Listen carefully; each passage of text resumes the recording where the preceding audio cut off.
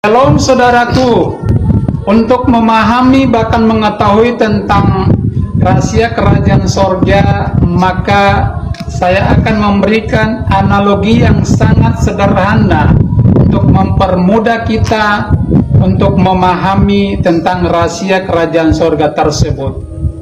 Apabila seseorang mau mengadakan perjalanan atau sebagai seorang wisata ke negara luar atau negara lain, maka hal yang paling penting dalam kehidupannya yang harus dimiliki dalam hidupnya adalah harus memiliki paspor. Karena paspor itu merupakan hal yang paling krusial, hal yang paling penting. Paspor itu merupakan identitas diri.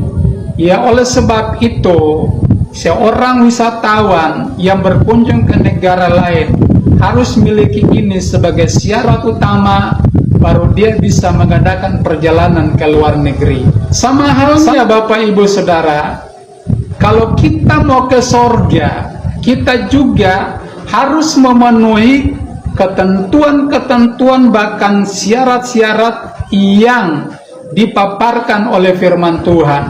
Nah, syarat yang pertama yang harus kita miliki dalam kehidupan kita adalah kita harus menerima Yesus sebagai Tuhan dan Juru Selamat secara pribadi. Ini merupakan paspor sorga. Ini merupakan identitas kita sebagai anak-anak Tuhan.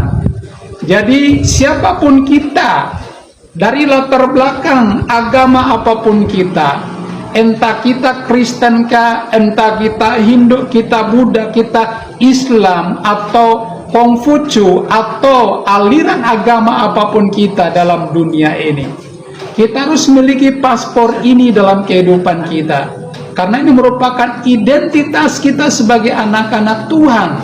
Makanya dikatakan dalam kitab Yohanes pasal yang pertama ayat 12, firman Tuhan berkata bahwa seberapa banyak kita yang menerima Dia, menerima Yesus, maka kita diberikan kuasa sebagai anak-anak Allah atau untuk menjadi anak-anak Allah.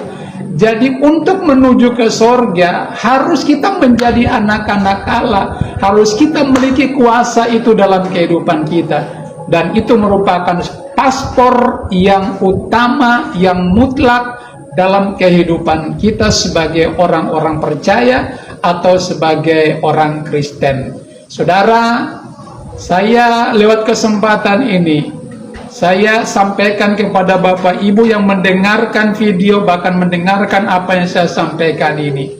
Jika Anda belum menerima Yesus sebagai Tuhan dan Juru Selamat secara pribadi,